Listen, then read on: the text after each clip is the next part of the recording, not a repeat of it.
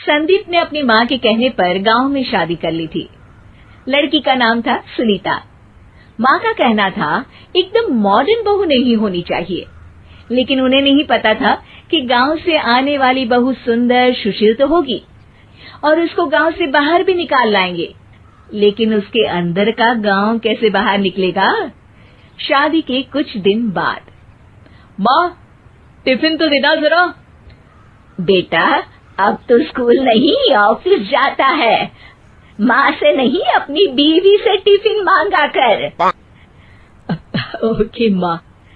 Sunita tiffin ले आओ। जी लो tiffin, इसके अंदर पिस्ता डाल दिया है। पिस्ता? पिस्ता क्यों? सास जी ने बोला था ना कि आपको पिस्ता बहुत पसंद है। ओहो, मैंने पिस्ता नहीं पास्ता बोला था, पास्ता। पास्ता? कहीं होता है पास्ता? अरे बेटी तू रहने दे, मैं बना दूंगी। अच्छा किया कि पाव भाजी बनाने का नहीं बोला, वरना किसी के पाव बना देती है। सुनीता को बुरा लगता है, लेकिन उसकी नादान हरकतें कम नहीं होती। ऐसे ही एक दिन, अरे तुमने ये क्या लगाया है? अरे आप वो फूस फूस करके लगाते हैं ना, वही। डियो? का दियो? किसको दियो? अरे वही ना जिससे खुशबू आती है। हाँ सही पकड़े हैं। अच्छा लेकर तो आना। कौन सा डियो लगाया तुमने? अभी लेकर आते हैं जी। संदीप की बात मानकर सुनीता अंदर से खुशबू वाला फुसफुस लेकर आती है। ओएमजी!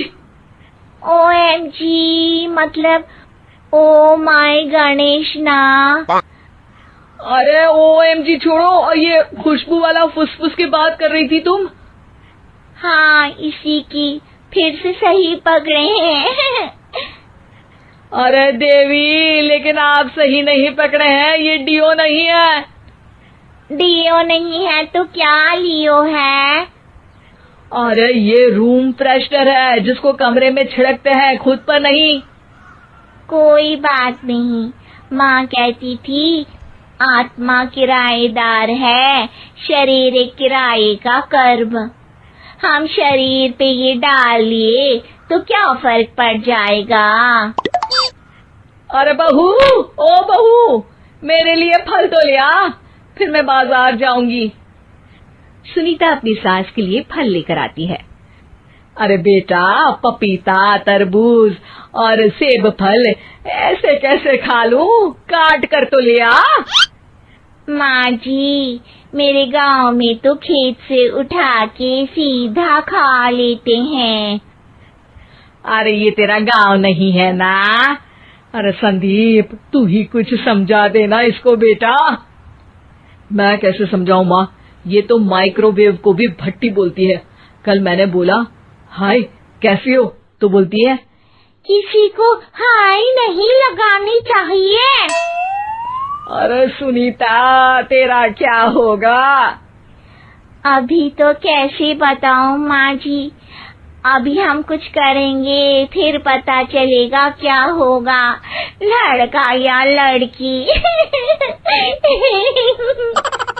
हे भगवान, कहाँ से आ गई है? रामपुर से जी, आप ही तो लेकर आए थे मुझे। अरे मुझे माफ कर दो। पहले कोई गलती तो करिए जी, आपकी तो सारी गलती माफ कर देंगे हम। हाँ अरे बहू, मेरी बात सुन। फल यानी कि फ्रूट जब भी लाए ना तो काट कर लाना, ठीक है? जी ठीक है माँ जी, फल यानी फ्रूट यानी काट के लाऊंगी। सुनीता रोज ही कोई ऐसी हरकत कर देती जिसकी वजह से उसे घर में दो बातें सुननी पड़ती। एक दिन, माँ मेरे बॉस घर पर आने वाले हैं शाम को, उनका बर्थडे है, फैमिली साथ नहीं रहती उनके, तो यही पार्टी कर लेंगे। उनको अच्छा लगा तो शायद मेरा प्रमोशन भी हो जाएगा। मैं ना फ्रूट केक लाकर फ्रिज में रख दूंगी और तेरे साथ आज खाना मैं बनाऊंगी, ताकि जब साहब आए तो खाने में कोई गड़बड़ ना हो।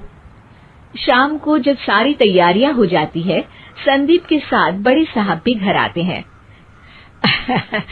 फ्रूट केक तो ले आना बहू, फिर खाना खाएंगे। अरे इस सब की क्या जरूरत थी, आपने बुलाया वही काफी है। सर, आपका परिवार शहर में नहीं है तो हम ही आपके परिवार जैसे हैं सर। इतने में ही सुनीता फ्रूट केक लेकर आती है और बड़े साहब की टेबल पर रख देती है, और जैसे ही केक के ऊपर का बॉक्स हटाती है, ओह, ये क्या है? केक तो कटा हुआ है। मैं तो ऐसा नहीं लाई थी। आप मुझे शाबाशी दे सकती है माँ जी, मैंने ही केक काट दिया। आपने कहा था ना, फल यानी फ्रूट यानी हमेशा काट के लाना, तो फ्रूट केक भी तो फ्रूट ही है ना, तो मैंने पहले ही काट लिया। हूँ ना मैं समझदार। अरे बहू, ये क्या किया? केक हमेशा वही काटता है जिसका जन्मदिन होता है। तुझे एक बात भी समझ नहीं आती, एक नंबर की बेवकूफ है। पूरा माहौल बिगड़ चुका था। संदीप को लगने लगा था कि साहब उसे प्रमोशन तो दूर की बात है, कहीं डिमोशन ना दे दे, लेकिन साहब बीच में ही बोल पड़ते हैं। अरे कोई बात नहीं, ये इनकी बेवकूफी नहीं है, इनका भोलापन है। बेटा आप कहाँ से हो? रामपुर गांव से। अरे वाह, गांव से? फिर तो आपके गांव में ताजे फल और सब्जियां मिलते होंगे। हाँ, सही पकड़े हैं। हम तो काटते भी नहीं, सीधा खा लेते हैं। मैं ना एक बार तुम्हारे गांव घूमने जरूर चलूंगा। क्यों संदीप, ले चलोगे ना? मुझे गांव घूमना बहुत पसंद है। बस फिर क्या था, संदीप और सास दोनों खुश हो गए, क्योंकि साहब को सुनीता ने गांव की बात करके खुश कर दिया था। अब संदीप का प्रमोशन पक्का था। शिक्षा, कभी भी किसी भी गलती पर घबराना नहीं चाहिए। हो सकता है कि उस गलती की वजह से आगे बड़ा फायदा हो जाए।